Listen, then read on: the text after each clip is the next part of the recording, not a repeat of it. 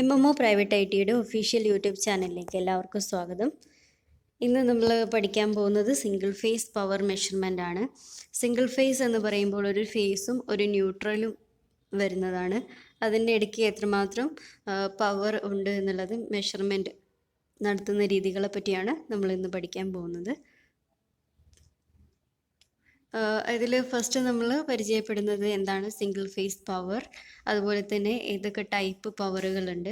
ഇനി ആ powers use ചെയ്ത് നമുക്ക് എങ്ങനെ പവർ ട്രയാങ്കിൾ ഫോം ചെയ്യാം, അതുപോലെ സിമ്പിളായിട്ട് പ്രോബ്ലം എങ്ങനെ സോൾവ് ചെയ്യാം, അതുപോലെ വാട്ട് മീറ്റർ എന്താണ്, അതിൻ്റെ കണക്ഷൻസ് എന്തൊക്കെയാണ്, ഇത്രയും കാര്യങ്ങളാണ് നമ്മളിന്ന് പഠിക്കാൻ പോകുന്നത്. ഒരു സിംഗിൾ ഫേസ് ഇലക്ട്രിക്കൽ പവർ എന്ന് പറയുന്നത് കറണ്ടിൻ്റെ ഡിസ്ട്രിബ്യൂഷനാണ്. ഒരു കറണ്ടിൻ്റെ ഡിസ്ട്രിബ്യൂഷൻ അല്ലെങ്കിൽ വേരിയിങ് വോൾട്ടേജിൻ്റെ ഡിസ്ട്രിബ്യൂഷനാണ് നമ്മൾ എന്തെന്ന് പറയുന്നത് ഒരു സിംഗിൾ ഫേസ് പവർ എന്ന് പറയുന്നത്. ഇനി സിംഗിൾ ഫേസ് പവർ എന്ന് ഏറ്റവും കുറഞ്ഞ അളവിലാണ് ഉണ്ടാവുക. സിംഗിൾ ഫേസ് പവർ വളരെ കുറവായിരിക്കും. അത് നമ്മൾ യൂസ് ചെയ്യുന്നത് ചെറിയ ലൈറ്റ് സർക്യൂട്ടുകളിൽ അല്ലെങ്കിൽ ഹീറ്റ് സർക്യൂട്ടുകളിൽ അല്ലെങ്കിൽ ചെറിയ മോട്ടോഴ്സിൽ ഒക്കെയാണ് നമ്മൾ സിംഗിൾ ഫേസ് പവർ അല്ലെങ്കിൽ സിംഗിൾ ഫേസ് ഡിസ്ട്രിബ്യൂഷൻ നടത്താറുള്ളത്. ഇനി നമ്മൾ സിംഗിൾ ഫേസ് മോട്ടേഴ്സിൻ്റെ പ്രത്യേകത എന്ന് വെച്ചാൽ അതൊരിക്കലും സെൽഫ് സ്റ്റാർട്ടിങ് അല്ല. കാരണം അതിനൊരു റിവോൾവിംഗ് ആയിട്ടുള്ളൊരു മാഗ്നറ്റിക് ഫീൽഡ് ജനറേറ്റ് ചെയ്യാൻ കഴിയില്ല.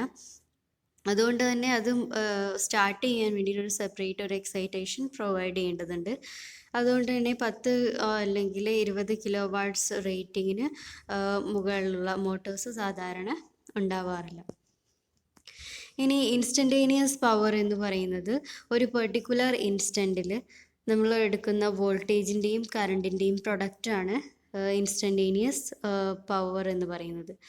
അപ്പോൾ നമ്മളൊരു എത്ര സെക്കൻഡിൽ നമ്മൾ അവിടെയുള്ള വോൾട്ടേജ് വി ആണ്, അതുപോലെ തന്നെ അവിടെ ഫ്ലോ ചെയ്യുന്ന കറണ്ട് ഐ ആണെങ്കിൽ അതിൻ്റെ രണ്ടിൻ്റെയും കൂടെ നേർ പ്രൊഡക്റ്റ് കണ്ടാൽ നമുക്ക് പവർ ഇൻസ്റ്റൻറ്റേനിയസ് പവർ കിട്ടും.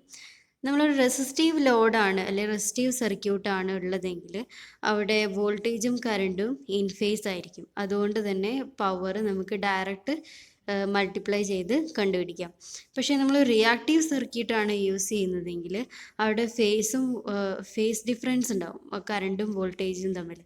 അപ്പോൾ ആ ഒരു ഫേസ് ഡിഫറൻസ് ഒരു ആംഗിൾ അവിടെ ഫോം ചെയ്യുന്നത് കൊണ്ട് അവിടെ കാൽക്കുലേഷൻ കുറച്ച് കോംപ്ലിക്കേറ്റഡ് ആയിരിക്കും. ഫസ്റ്റ് നമ്മൾ പഠിക്കാൻ പോകുന്നത് ടൈപ്സ് ഓഫ് പവേഴ്സ് ആണ്.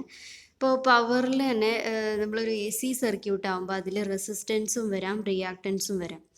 അപ്പോൾ റെസിസ്റ്റീവ് ലോഡിന് അക്രോസ് ഉണ്ടാകുന്ന പവർ എന്ന് പറയുന്നതാണ് ആക്റ്റീവ് പവർ അല്ലെങ്കിൽ റിയൽ പവർ അല്ലെങ്കിൽ ട്രൂ പവർ എന്ന് പറയുന്നത്.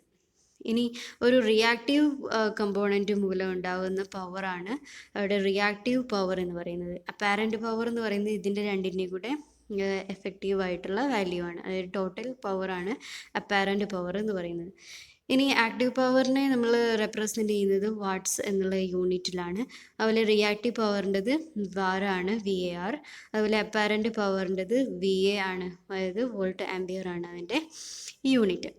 ഇനി നമ്മൾ പവർ ട്രയാങ്കിൾ എന്ന് പറയുകയാണെങ്കിൽ ഈ 3 പവറിനെയും നമ്മൾ അത് തമ്മിലുള്ള റിലേഷൻ ഏറ്റവും സിമ്പിളായിട്ട് പറയാൻ വേണ്ടിയിട്ടാണ് നമ്മൾ പവർ ട്രയാങ്കിൾ ഫോം ചെയ്തിട്ടുള്ളത്. ഇപ്പോൾ പവർ ട്രയാങ്കിളിൽ 3 സൈഡുകൾ, അതിൽ ബേസ് സൈഡിൽ നമ്മൾ എപ്പോഴും റിയൽ പവറിനെയും അതിന് പെർപെൻഡിക്കുലർ ആയിട്ടുള്ളതിന് റിയാക്റ്റീവ് പവറും പിന്നെ അതിൻ്റെ റിസൾട്ടൻ്റ് ആയിട്ട് നമ്മൾ കൊടുക്കുന്നത് അപ്പാരൻറ്റ് പവറുമാണ്. ഇനി നമ്മൾ ഇതിൻ്റെ പൈതഗോറസ് തിയറാണ് ഇവിടെ യൂസ് ചെയ്യുന്നത്. പൈതഗോറസ് തിയറം പ്രകാരം അതിൽ എസ് എന്ന് പറയുന്നതാണ് അപ്പാരൻറ്റ് പവർ. അപ്പോൾ S P² + Q² കിട്ടും. അപ്പം അപ്പാരൻറ്റ് പവറിൻ്റെ ഇക്വേഷനാണിത്. ഇവിടെ ഫൈ എന്ന് പറഞ്ഞ് കാണിച്ചിരിക്കുന്നത് പവർ ആംഗിൾ അല്ലെങ്കിൽ അവിടെ ആംഗിൾ ഡിഫറൻസ് ആണ്. ഇവിടെ പവർ ഫാക്ടർ കോസ് ഫൈ എന്ന് പറയുന്നത് പവർ ഫാക്ടർ ആണ്. ഇനി നമ്മൾ Q എന്ന് പറയുന്നത് അതിൻ്റെ റിയാക്റ്റീവ് കമ്പോണൻ്റ് ആണ്. അതായത് അപ്പാരൻറ്റ് പവറിൻ്റെ റിയാക്റ്റീവ് കമ്പോണൻ്റ് ആണ് Q = S sin φ എന്ന് പറയുന്നത്. അപ്പാരൻറ്റ് പവറിൻ്റെ റിയൽ പവറിൻ്റെ ആക്റ്റീവ് കമ്പോണൻ്റ് ആണ് S cos φ എന്ന് പറയുന്നത്. ഇനി ആക്റ്റീവ് പവർ എന്താണെന്ന് പഠിക്കാം. ആക്റ്റീവ് പവർ എന്ന് പറയുന്നത് വാട്ട്സ് അല്ലെങ്കിൽ കിലോ വാട്ട്സിലാണ് നമ്മൾ മെഷർ ചെയ്യുന്നത്. അത് സാധാരണ ഒരു റെസിസ്റ്റീവ് ലോഡിലാണ് നമ്മൾ കാൽക്കുലേറ്റ് ചെയ്യുന്നതെങ്കിൽ അവിടെ പവർ ഫാക്ടർ എന്ന് പറയുന്നത് റെസിസ്റ്റീവ് ലോഡിൽ 1 ആയിരിക്കും. അപ്പം ആക്റ്റീവ് പവർ കാണാനുള്ള ഇക്വേഷൻ VI cos φ ആണ്. അതായത് വോൾട്ടേജിൻ്റെയും കറണ്ടിൻ്റെയും പവർ ഫാക്ടറിൻ്റെയും കൂടെ പ്രൊഡക്റ്റാണ് ആക്റ്റീവ് പവർ എന്ന് പറയുന്നത്. അപ്പോൾ റെസിസ്റ്റീവ് ലോഡിൻ്റെ കേസിൽ cos φ 1 ആയതുകൊണ്ട് അവിടെ ആക്റ്റീവ് പവറിൻ്റെ ഇക്വേഷൻ V × I ആയിട്ട് മാറും. ഇനി നമ്മൾ മറ്റൊരു ലോഡുകളാണ് കണക്ട് ചെയ്യുന്നതെങ്കിൽ ഇവിടെ റിയാക്റ്റീവ് പവറാണ് ഉണ്ടാവുക. അതായത് കപ്പാസിറ്റേഴ്സോ അല്ലെങ്കിൽ ഇൻഡക്ടേഴ്സോ ഒക്കെയാണ് അവിടെ സർക്യൂട്ടിലുള്ളതെങ്കിൽ അവിടെ റിയാക്റ്റീവ് പവർ ജനറേഷൻ നടക്കും. അതായത് ഇവയുടെ കേസിൽ നടക്കുന്നത് ഒരു വേരിയബിൾ ആയിട്ടുള്ള അല്ലെങ്കിൽ അവിടെ ഒരു ഓൾട്ടർനേറ്റ് ആയിട്ടുള്ള ചാർജ് സ്റ്റോറിങ്ങും ഡിസ്ചാർജിങ്ങും നടക്കുന്നുണ്ട്. കപ്പാസിറ്റേഴ്സൊക്കെ ഒരു സൈക്കിളിൽ ഓരോ ഇൻസ്റ്റൻറ്റിലും അതിന് ചാർജിങ് ആൻഡ് അതിൻ്റെ ഡിസ്ചാർജിങ് നടക്കുന്നുണ്ട്. അതുപോലെ 2 ഇൻഡക്ടറിൻ്റെയും കേസിൽ. അപ്പോൾ ആ കേസസിൽ അവിടെ ഒരു റിയാക്ഷൻ പ്രോസസ്സും നടക്കുന്നുണ്ട്. സോഴ്സിലേക്ക് തിരിച്ച് എനർജീനെ റിട്ടേൺ ചെയ്യുന്നൊരു റിയാക്ഷൻ പ്രോസസ്സ് നടക്കുന്നുണ്ട്. അതുകൊണ്ട് തന്നെയാണ് അവിടെ റിയാക്റ്റീവ് പവർ ജനറേറ്റ് ചെയ്യുന്നത്. അപ്പം കപ്പാസിറ്റേഴ്സിൻ്റെ കേസിൽ അല്ലെങ്കിൽ ഇൻഡക്ടേഴ്സിൻ്റെ കേസിൽ വോൾട്ടേജും കറണ്ടും തമ്മിൽ 90 ഡിഗ്രി ഫേസ് ഡിഫറൻസ് ഉണ്ടാകും. അപ്പോൾ നമ്മൾ റിയാക്റ്റീവ് പവർ മെഷർ ചെയ്യാൻ ഉപയോഗിക്കുന്നത് വോൾട്ട് ആംപിയർ റിയാക്റ്റീവ് എന്നുള്ള യൂണിറ്റ്, അതായത് VAR എന്നുള്ള യൂണിറ്റാണ്. അപ്പം റിയാക്റ്റീവ് പവർ കണ്ടുപിടിക്കാനുള്ള ഇക്വേഷനാണ് PQ = V × I cos sin φ എന്ന് പറയുന്നത് കേട്ടോ. sin φ എന്ന് പറയുന്നത് അതിൻ്റെ റിയാക്റ്റീവ് കമ്പോണൻ്റ് ആണ്. കറണ്ടിൻ്റെ അല്ലെങ്കിൽ പവറിൻ്റെ റിയാക്റ്റീവ് കമ്പോണൻ്റ് ആണ് sin φ എന്ന് പറയുന്നത്. ഇനി അപ്പാരൻ്റ് പവർ എന്ന് പറയുന്നത് ഈ ആക്റ്റീവ് പവറിൻ്റെയും റിയാക്റ്റീവ് പവറിൻ്റെയും കൂടി റിസൾട്ടൻ്റ് ആണ്. അതല്ലെങ്കിൽ നമുക്ക് ഇങ്ങനെ പറയാം, ടോട്ടൽ അപ്ലൈഡ് വോൾട്ടേജിൻ്റെയും ടോട്ടൽ കറണ്ടിൻ്റെയും മൾട്ടിപ്ലിക്കേഷൻ അല്ലെങ്കിൽ അതിൻ്റെ രണ്ടിൻ്റെയും പ്രൊഡക്റ്റാണ് നമുക്ക് അപ്പാരൻ്റ് പവർ എന്ന് പറയാം. അതായത് ടോട്ടൽ റിസൾട്ടൻ്റ് ആയിട്ടുള്ള പവർ. അപ്പോൾ അതിനെ റെപ്രസെൻ്റ് ചെയ്യുന്നത് വോൾട്ട് ഇൻറ്റു ആംപിയർ അല്ലെങ്കിൽ വോൾട്ട് ആംപിയർ ആണ് അതിൻ്റെ യൂണിറ്റ്. അതിൻ്റെ ഇക്വേഷൻ V × I ആണ്. ഇപ്പോൾ നമ്മളിവിടെ പവർ ട്രയാങ്കിളിൽ നമുക്ക് കാണാൻ പറ്റും, ഇത് ബേസ് ഭാഗത്തുള്ളതാണ് റിയൽ പവർ, അതിന് പെർപെൻഡിക്കുലർ ആയിട്ടുള്ളതാണ് റിയാക്റ്റീവ് പവർ. ഇതിൻ്റെ രണ്ടിൻ്റെയും പ്രൊഡക്റ്റാണ് അപ്പാരൻ്റ് പവർ.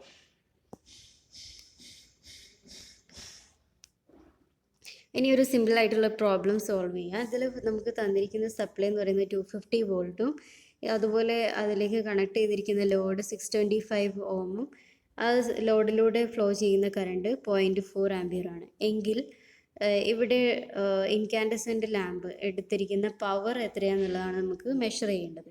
അപ്പോൾ ഇത് ലാമ്പ് എന്ന് പറയുന്നത് പ്യുവർലി റെസിസ്റ്റീവ് ലോഡ് ആയതുകൊണ്ട് റെസിസ്റ്റീവ് ലോഡിൻ്റെ പവർ കാണാനുള്ള ഇക്വേഷൻ VR × IR എന്ന് എഴുതാം. ഓക്കെ, അല്ലെങ്കിൽ V × I.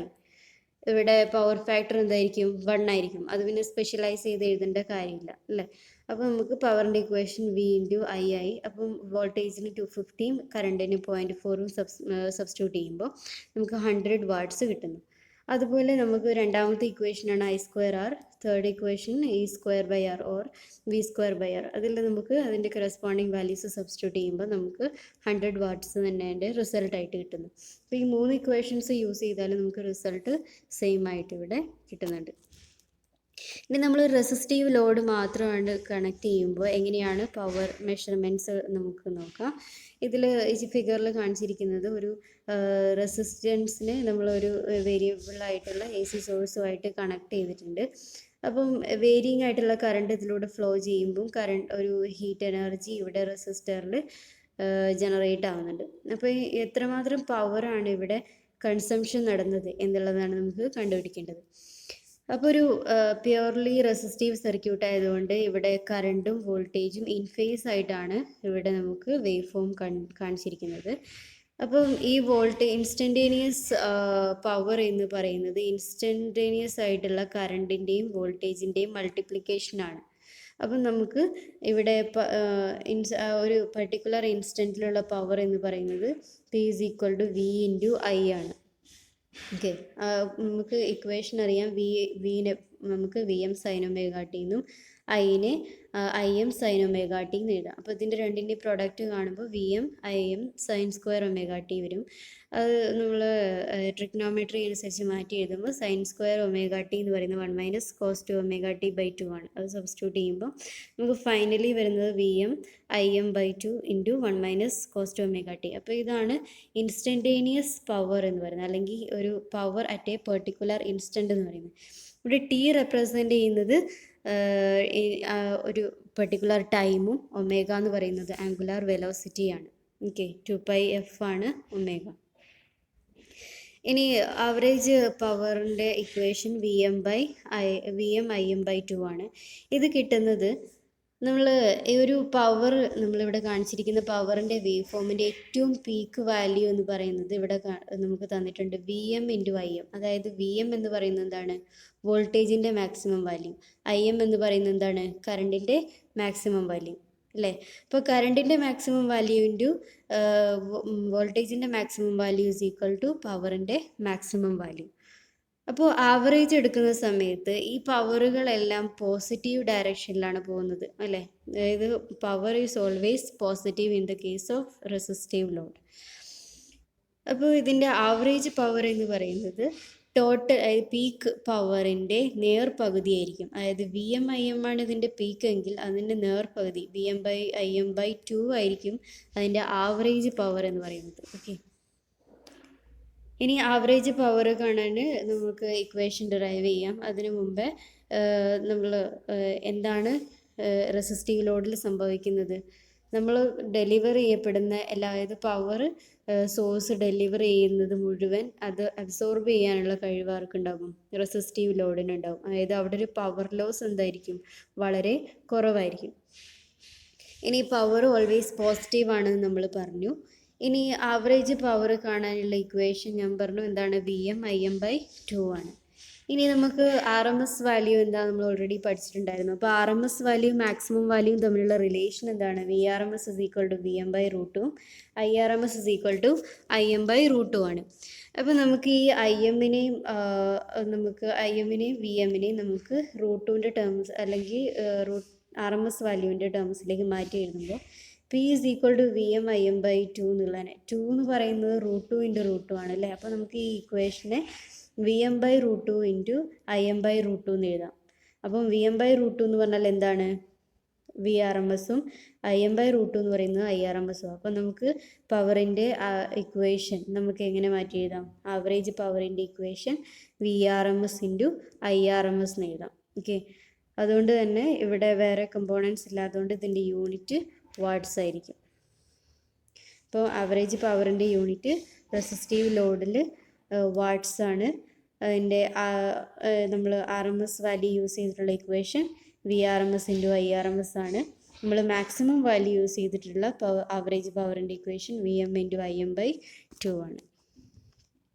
ഇനി നമ്മളൊരു കപ്പാസിറ്റീവ് ലോഡ് ആണ് കണക്ട് ചെയ്യുന്നതെങ്കിൽ, നമ്മൾ എ സി സപ്ലൈ ആയിട്ട് ഒരു കപ്പാസിറ്റീവ് ലോഡാണ് കണക്ട് ചെയ്യുന്നതെങ്കിൽ ഐ എന്നുള്ള കറണ്ട് ഇതിലൂടെ ഫ്ലോ ചെയ്യുന്നുണ്ട്. അപ്പോൾ കറണ്ട് ഐൻ്റെ equation I M sine omega T ആണ്. ഐ എം എന്ന് പറയുന്നത് മാക്സിമം വാല്യൂ ആണ്, നമ്മൾ പീക്ക് വാല്യൂ ആണ് ഐ എം എന്ന് പറയുന്നത്. സൈൻ ഒമേഗ ടി അതിൻ്റെ ആംഗിൾ വെച്ചിട്ട് നമുക്ക് റെപ്രസെൻറ്റേഷനാണ്. ഇനി വി എന്ന് പറയുന്നത് വോൾട്ടേജ് അക്രോസ് കപ്പാസിറ്റർ ആണ്. അതിൻ്റെ equation V M sine omega t minus 90 degree. എന്തുകൊണ്ടാണ് ഇവിടെ മൈനസ് 90 ഡിഗ്രി വന്നതെന്നറിയാം? അതായത് കപ്പാസിറ്റീവ് സർക്യൂട്ടിൽ അല്ലെ കപ്പാസിറ്ററിൻ്റെ പ്രത്യേകതയാണ് കറണ്ടിനെ അപേക്ഷിച്ച് 90 ഡിഗ്രി ലാഗ് ചെയ്തിട്ടായിരിക്കും ആരുണ്ടാവുക? വോൾട്ടേജ് ഉണ്ടാവുക. അപ്പം കറണ്ടിനേക്കാളും 90 ഡിഗ്രി ലാഗ് ചെയ്യുന്നു എന്ന് കാണിക്കാൻ വേണ്ടിയിട്ടാണ് ഇവിടെ sign omega t minus 90 degree കൊടുത്തത്. ഇനി നമ്മൾ പവർ കണ്ടുപിടിക്കാനുള്ള ഇക്വേഷൻ വി ഇൻറ്റു ഐ ആണ്. അപ്പം ഈ ഐൻ്റെയും വിൻ്റെയും ഇക്വേഷൻസ് നമ്മൾ സബ്സ്റ്റിറ്റ്യൂട്ട് ചെയ്യുമ്പോൾ നമുക്ക് പവറിൻ്റെ equation minus V M I M cos omega T sine omega T എന്ന് കിട്ടും. അപ്പോൾ ഇതിനെ നമുക്കൊരു റീഅറേഞ്ച് ചെയ്ത് എഴുതി അതിന് നമ്മൾ ട്രിഗ്നോമെട്രിക്കൽ ഇക്വേഷൻസ് യൂസ് ചെയ്ത് അതിനെ റീഅറേഞ്ച് ചെയ്ത് എഴുതുമ്പോൾ നമുക്ക് V M by √2 into I M by √2 sine two omega T എന്ന് കിട്ടും മൈനസ് ഓഫ്. അപ്പം V M by √2 V R M എസും അതുപോലെ I M by √2 I R M എസും ആയതുകൊണ്ട് പവറിൻ്റെ ഇക്വേഷൻ നമുക്ക് minus of V R M S I R M S sine 2 omega T എന്ന് കിട്ടും. ഇനി ഈ കാണിച്ചിരിക്കുന്ന വേവ് ഫോമിൽ നിന്ന് നമുക്ക് മനസ്സിലാവും ഈ കാണിച്ചിരിക്കുന്നത് അതിൻ്റെ കറണ്ടാണ്. അതായത് നോർമലി 0 സ്റ്റാർട്ട് ചെയ്ത് കറണ്ട് ഫ്ലോ ചെയ്യാണ്. ആ കറണ്ടിൻ്റെ ഫ്ലോ കഴിഞ്ഞ് 90 ഡിഗ്രി കഴിയുമ്പോഴാണ് അടുത്തത് അതിൻ്റെ വോൾട്ടേജ് സ്റ്റാർട്ട് ചെയ്യുന്നത് അല്ലേ. അപ്പോൾ 90 ഡിഗ്രി ലാഗ് ചെയ്തിട്ടാണ് ഇവിടെ വോൾട്ടേജ് സ്റ്റാർട്ട് ചെയ്യുന്നത്. അപ്പം പവർ എന്ന് പറയുന്നത് ഇതിൻ്റെ രണ്ടിൻ്റെയും പ്രൊഡക്റ്റ് ആയിരിക്കും. അതായത് വോൾട്ടേജിൻ്റെയും കറണ്ടിൻ്റെയും കൂടെ പ്രൊഡക്റ്റ് ആയിരിക്കും പവർ എന്ന് പറയുന്നത്. അപ്പം ഒരു കപ്പാസിറ്റർ ശ്രമിക്കുക, അതിൻ്റെ സൈക്കിൾ, അതായത് ഇതൊരു കറണ്ടിൻ്റെ സൈക്കിളാണ് അല്ലേ. അപ്പോൾ അതുപോലെ ഇത് ഫോം ചെയ്തിരിക്കുന്ന പവറിൻ്റെ കറണ്ടിൻ്റെ സൈക്കിൾ, അതുപോലെ വോൾട്ടേജിൻ്റെ സൈക്കിൾ ആണ്. അപ്പോൾ ഇവിടെ ഒരു ഓൾട്ടർനേറ്റിംഗ് ആയിട്ടുള്ള ഒരു ചാർജിങ്ങും ഡിസ്ചാർജിങ്ങും പ്രോസസ്സ് കപ്പാസിറ്റർ നടത്താറുണ്ട്. അപ്പോൾ ഇവിടെ നോക്കുകയാണെങ്കിൽ ഇത്രയും കേസിൽ ഈ ഒരു 0 തൊട്ട് 90 ഡിഗ്രി വരെയുള്ള സ്ഥലത്ത് വോൾട്ടേജ് നെഗറ്റീവ് ഭാഗത്താണുള്ളത്, പക്ഷേ കറണ്ട് പോസിറ്റീവ് സൈഡിലുള്ളത്. അപ്പോൾ ഇവിടെയുള്ള മൾട്ടിപ്ലൈ ചെയ്യുമ്പോൾ നമുക്ക് കിട്ടുന്ന വോൾട്ടേജ് എനർജി അല്ലെങ്കിൽ പവർ എന്ന് പറയുന്നത് നെഗറ്റീവ് ഡയറക്ഷനിലാണ് പോവുക. കാരണം നെഗറ്റീവും പോസിറ്റീവും കൂടെ മൾട്ടിപ്ലൈ ചെയ്യുന്നത് നെഗറ്റീവ് അല്ലേ. അപ്പോൾ നെഗറ്റീവ് വോൾട്ടേജിൻ്റെ പോസിറ്റീവ് കറണ്ട് ചെയ്യുമ്പോൾ നമുക്ക് നെഗറ്റീവ് പവറാണ് കിട്ടുക. അപ്പോൾ അത് എനർജി റിലീസായിട്ട് കാണിക്കും. അതായത് കപ്പാസിറ്ററിൽ നിന്ന് സോഴ്സിലേക്ക് തിരിച്ചു പോകുന്ന പവർ. ഇനി രണ്ടാമത്തെ ഭാഗത്ത് ഇവിടെ കറണ്ട് പോസിറ്റീവാണ്, അതുപോലെ വോൾട്ടേജും പോസിറ്റീവാണ്. അപ്പോൾ ഇതിൻ്റെ രണ്ടിൻ്റെയും പോസിറ്റീവ് വോൾട്ടേജും പോസിറ്റീവ് കറണ്ടും മൾട്ടിപ്ലൈ ചെയ്യുമ്പോൾ നമുക്ക് കിട്ടുന്ന പവർ പോസിറ്റീവ് പവർ ആയിരിക്കും. അതാണ് ഇവിടെ പോസിറ്റീവ് ഡയറക്ഷനിൽ കാണിച്ചിട്ടുള്ളത്. ആ ഭാഗത്തിന് നമുക്ക് എനർജി സ്റ്റോർഡ് എന്ന് പറയാം, അതായത് കപ്പാസിറ്റർ സ്റ്റോർ ചെയ്യുന്ന എനർജി. എഗെയിൻ അടുത്തതിൽ വരുമ്പോൾ വോൾട്ടേജ് കറണ്ട് നെഗറ്റീവും വോൾട്ടേജ് പോസിറ്റീവാണ്, അപ്പോഴും അതിൻ്റെ പ്രൊഡക്റ്റ് നെഗറ്റീവായിട്ടാണ് വരുന്നത്. അപ്പോൾ പവർ നെഗറ്റീവ് ഡയറക്ഷനിലേക്ക് പോയി അവിടെ ഡിസ്ചാർജിങ് നടക്കും, അല്ലെങ്കിൽ എനർജി റിലീസ് നടക്കും. അപ്പോൾ ഒരു ചാർജിങ്ങും ഡിസ്ചാർജിങ്ങും പ്രോസസ്സ് ഓൾട്ടർനേറ്റ് ആയിട്ട് ഇവിടെ കപ്പാസിറ്റർ ലോഡിൽ നടക്കുന്നുണ്ട്. ഇനി പവറിൻ്റെ പ്രത്യേകതകൾ എന്ന് പറഞ്ഞാൽ, കപ്പാസിറ്റീവ് പവറിൻ്റെ പ്രത്യേകതകൾ എന്ന് പറഞ്ഞാൽ P is equally positive and negative. Power എന്ന് പറയുന്നത് പോസിറ്റീവും നെഗറ്റീവും മാറി മാറി വരികയാണ് ചെയ്യുക, അത് രണ്ടും ഈക്വൽ ആയിട്ടാണ് ഉണ്ടാവുക. ഇനി നമ്മൾ എത്രമാത്രം പവർ ഡെലിവർ ചെയ്യുന്നോ, all of the power delivered by the source is returned. നമ്മൾ എത്രമാത്രം പവർ ആ സർക്യൂട്ടിലേക്ക് ഡെലിവർ ചെയ്യുന്നോ അത് മുഴുവൻ അത് റിട്ടേൺ ആയിട്ട് സോഴ്സിലേക്ക് തന്നെ കൊടുക്കും. അതായത് നമ്മൾ ചാർജ് ചെയ്യുന്ന എത്ര ഭാഗമുണ്ടോ അത് മുഴുവൻ ഡിസ്ചാർജ് ചെയ്യുകയും ചെയ്യും. അപ്പോൾ അവിടെ ഒരു ഒരു പവർ ലോസ് എന്ന് പറയുന്നത് ഒരു പ്യുവർലി റിയാക്റ്റീവ് സർക്യൂട്ടിൽ അല്ലെങ്കിൽ റിയാക്റ്റീവ് ലോഡിൽ ഉണ്ടാവില്ല. അപ്പോൾ ആവറേജ് പവർ എന്ന് പറയുന്നത് അവിടെ എന്തായിരിക്കും, 0 ആയിരിക്കും. കാരണം പോസിറ്റീവും നെഗറ്റീവും ഇവിടെ ഓൾട്ടർനേറ്റ് ആയിട്ട് വരുന്നത് കൊണ്ട് ആവറേജ് പവർ എന്ന് പറയുന്നത് എപ്പോഴും എത്രയായിരിക്കും, 0 വാട്ട്സ് ആയിരിക്കും. അപ്പോൾ ഒരു പ്യുവർലി കപ്പാസിറ്റീവ് സർക്യൂട്ടിൻ്റെ കേസിൽ അവിടെ പവർ എന്ന് പറയുന്നത് ആവറേജ് പവർ 0 ആയിരിക്കും. ഇനി ഒരു ഇൻഡക്റ്റീവ് ലോഡാണ് എടുക്കുന്നതെങ്കിൽ നമ്മൾ കറണ്ടിൻ്റെ equation I M sine omega T ആണ്. ഇവിടെ വോൾട്ടേജിൻ്റെ equation I N sine omega T plus 90 degree വരും. കാരണം കറണ്ടിനെ അപേക്ഷിച്ച് 90 ഡിഗ്രി ലീഡ് ചെയ്തിട്ടാണ് വോൾട്ടേജ് ഉള്ളത്, അതുകൊണ്ടാണ് ഇവിടെ പ്ലസ് 90 ഡിഗ്രി വന്നത്. ഇനി പവറിൻ്റെ ഇക്വേഷനായിട്ടുള്ള വി ഇൻറ്റു ഐയിലേക്ക് സബ്സ്റ്റിറ്റ്യൂട്ട് ചെയ്ത് കൊടുക്കുമ്പോൾ നമുക്ക് equation V M I M cos omega T sine omega T എന്ന് കിട്ടും. ഇനി അതിനെ ഒന്ന് റീഅറേഞ്ച് ചെയ്ത് എഴുതുമ്പോൾ equations V M I M by 2 into sine 2 omega T എന്ന് വരും. ഇനി നമുക്ക് ഇതിനെ ആർ എം എസ് ഇക്വേഷൻ്റെ ടേംസിലേക്ക് മാറ്റാൻ വേണ്ടിയിട്ട് നമുക്ക് 2വിനെ √2 ഇൻറ്റു √2 ആക്കി എഴുതാം. അപ്പം വി എം ബൈ √2 അതുപോലെ I M by √2 into sine omega T വരും. അപ്പം വി എം ബൈ √2 എന്ന് പറയുന്നത് വി ആർ എം എസും ഐ എം ബൈ √2 എന്ന് പറയുന്നത് ഐ ആർ എം എസും ആയതുകൊണ്ട് നമുക്ക് പവറിൻ്റെ equation V R M S I R M S sine 2 omega T എന്ന് കിട്ടും. ഇനി നമ്മളതിൻ്റെ വേവ് ഫോമിൽ ഇത് വേവ് ഫോമിൻ്റെ നോക്കുമ്പോൾ അറിയാം ഇവിടെ കറണ്ട് ഫ്ലോ ചെയ്യുന്നുണ്ട്, അതുപോലെ തന്നെ കറണ്ടിനേക്കാളും മുമ്പേ ആര് പോകുന്നുണ്ട്? വോൾട്ടേജ്. അതായത് വോൾട്ടേജ് തുടങ്ങി ഇവിടെ 90 ഡിഗ്രി ആയി കഴിഞ്ഞതിന് ശേഷമാണ് കറണ്ട് ഫോം ചെയ്തത് അല്ലേ? അപ്പോൾ ഇവിടെ പവറിൻ്റെ വേവ് ഫോം കാണിച്ചിരിക്കുന്നത് കപ്പാസിറ്ററിൻ്റെ പോലെ തന്നെ ഓൾട്ടർനേറ്റ് ആയിട്ട് പോസിറ്റീവും നെഗറ്റീവും ഉണ്ട്. അപ്പോൾ ഇവിടെ പോസിറ്റീവ് പവർ ജനറേറ്റ് ചെയ്തത് പോസിറ്റീവ് കറണ്ടും പോസിറ്റീവ് വോൾട്ടേജും മൾട്ടിപ്ലൈ ചെയ്തപ്പം പോസിറ്റീവ് പവർ കിട്ടി.